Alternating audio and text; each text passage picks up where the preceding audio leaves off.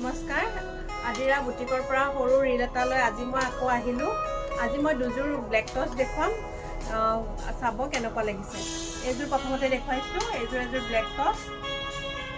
এনেকৈ কিং খাপ দিয়া হৈছে, এনেকৈ কালাৰ দিয়া হৈছে, মাল্টি কালাৰত এক লাইন কিং খাপ দিয়া হৈছে আৰু এইটো পাৰ্বতীটো দিয়া হৈছে।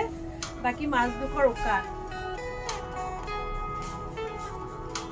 এইখন ইয়াৰে মেখেলাখন এনেকৈ হেভি, এনেকৈ কিং খাপটো চাৰিটা লাইন দিয়া হৈছে। এনেকৈ কালাৰ কেইটা দিয়া হৈছে। খুব ধুনীয়া কাপোৰযোৰ, মেখেলা খুব বেছি হেভি।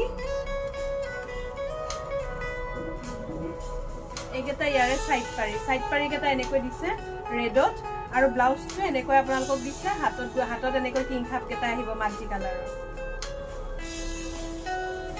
আৰু এযোৰ দেখুৱাইছোঁ, এইযোৰ একে কিং খাপ থকা এক লাইন কিং খাপ দি মাজত আপোনাৰ এইটো এনেকৈ বুটাটো দি দিছে মাল্টি কালাৰত।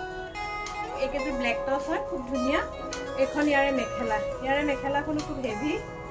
ইয়াৰে মেখেলাখন একদম ওপৰলৈ ফুল দিয়া হৈছে, চব ইমান ধুনীয়াকৈ কিং খাপটো বনাইছে, খুবেই ধুনীয়া।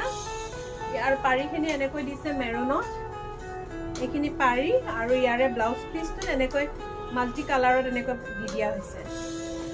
এই দুযোৰ কাপোৰৰ ভিতৰত যদি আপোনালোকৰ ভাল লাগিছে, স্ক্ৰীনত দিয়া নাম্বাৰত আপোনালোকে হোৱাটছএপ কৰিব পাৰে। ধন্যবাদ।